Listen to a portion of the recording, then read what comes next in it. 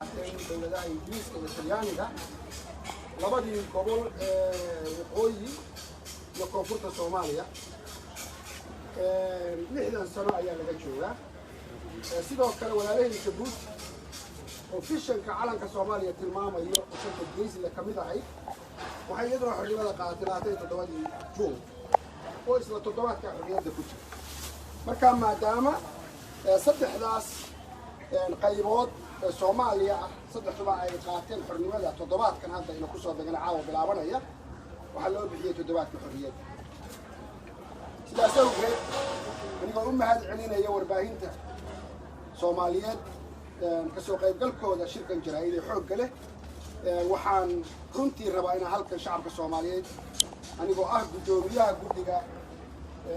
qabanqaabada xusaska 16 Juun iyo 1 Juulaay halkan rabaa inaan u mariyo shacabka Soomaaliyeed meel kastuu joogo hambalyada munaasabadahaas oo maalmaha soo socda madaxda qaranka oo madaxweynuhu ugu horeeya uu ka hadli doono dabaaldegyo la samayn doono inkasta oo aynu ku jirno waqti adduunka iyo Soomaaliya ay ku jiraan xaalada weli la qaadin khatarta xanuunka coronaviruska dabaaldegyo waaweyn iyo waxqabad muuqda ayay dowladda nabad iyo nolol diyaarisay 3 sano iyo farkii ay xukunka haysay iyo sidoo kale dowladii ka horeeyay waliba inay soo sameeyay horumar soo sameeyay laakiin sanadka 2020 waxaan u aqoonsanay sanadkii dalka iyo dadka Soomaaliyeed dowladda Soomaaliyeed si buuxda uga soo kabteen intii suuragal burburkiina ku dhacay 30 sano ka marka la si buuxda uga soo kabteen wali waxbaa jira ama daraa jirta dib u heshiisiin loo baahan yahay jirta arrinta Somaliland oo wali taagan baa jirta laakiin wax fiican ka socdaan dhaqaale xumo jirta shaqo la'aan baa jirta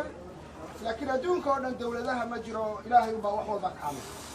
adduunka oo dhan wax walba ma kaamilo dowladaha midba in bay ka gaadhaa adeegga bulshada ama adeegga looga baahan yahay in bay ka gaadhaa in kamida oo macquul ah baanu ka taagan ودكتين سياسة الربا دولة الصومالية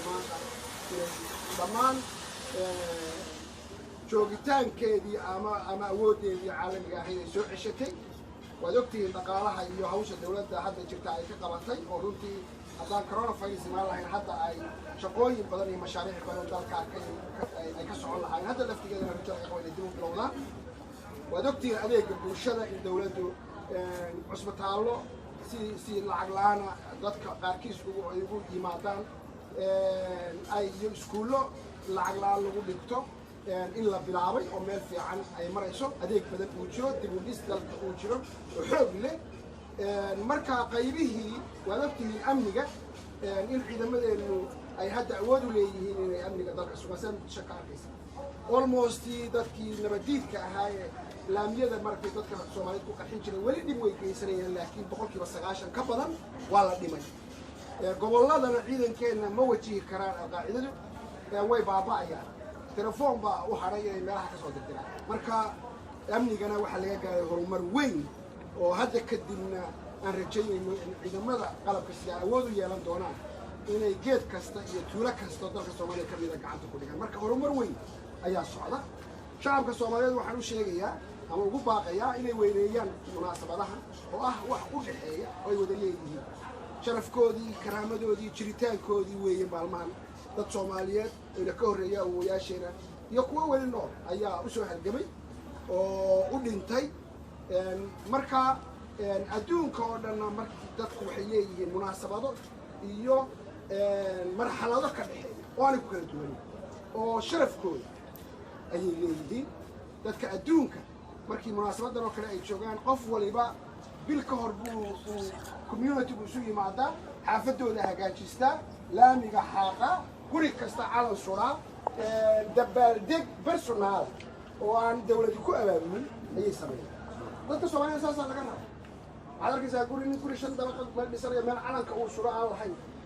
guri kasta in calanka la suro waa jiritaankaagii waxa laga garanayo waxaad u taagan tahay marka sidoo kale waxaan ugu baaqayaa madaxda maamul goboleedyada runtii aan amaanayo qaarkood inay guddi kaayaga la mid ah dhiseen sida koonfur galbeed oo kale waxaan ku amaanaynaa inay iyaguna sidaas oo kale u weyneeyaan oo waxa Soomaaliya ka dhaxeeya weyneeyaan muranka iyo waxa dawladda Soomaaliyeed ama dawladda dhexe iyo inaan waxa Soomaalidu ku kala qaybsantay kor la keeno waxa ay ku midaysan tahay iyo waxa ka dhaxeeya wanaagga in kor la keeno oo iyaguna munaasabadaha toddobaadka xurriyadda magaalooyinka Soomaaliyeed oo dhan caasimadaha maamul goboleedyada oo dhan waa filayo tabcan isaas aan u sheegayo ay uga socoto inay xuskaas weyneeyaan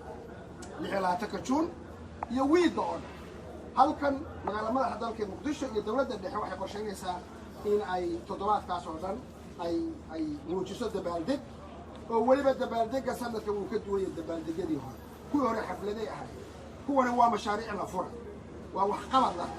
la muuqdo wey oo la taabtay ayaad arki doontaan maalin kasta wiilkaas ama gobollada dalka meel kamid ah mashaariic laga furaya ama magaalada madaxda dalka Muqdisho laga furaya marka dabaaldegga iyagu maadaama aanan bulshadii badnayd isu wada keeni karin xaaladda caafimaad ee adduunka iyo Soomaaliya ku jira awgeed waxaan culays ka saaraynaa inaan dadka Soomaaliyeed markii hore qorshe ahaa in aanu tusno wax qabadka dawladda Soomaaliya iyo rajada Soomaaliya maanta jirta ee lagu faani karo waan filayno in qof kasta oo Soomaaliya ka baxo wixii dhibaha haysta haddii shaqo la'aan hayso dhowaan haddii ظروف أمنية أي حي سميد والبا لا كور قاضو وسيد بني آدم كأدون كنوريها ونورانو وأي تحي نبض يور نورل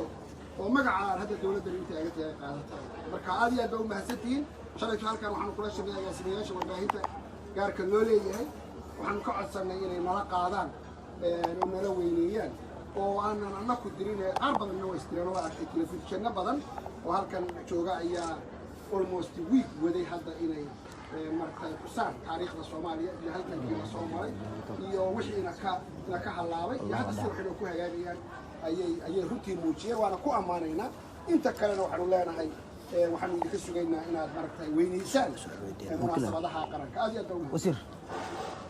shalay waxaa sheegtay in la kulanto warbaahinta madaxa bannaan laftigooda waa kala socdeen qaar oo cadeen qaarna ma aadan wacna maxaa dhaco wada wixii ku kala وادعي كرت هذا إلى فريق تدك وذا قالين لكن أنا كوحنو لنا هي أجاسين كحيرك والباهي تجارك اللولي هاي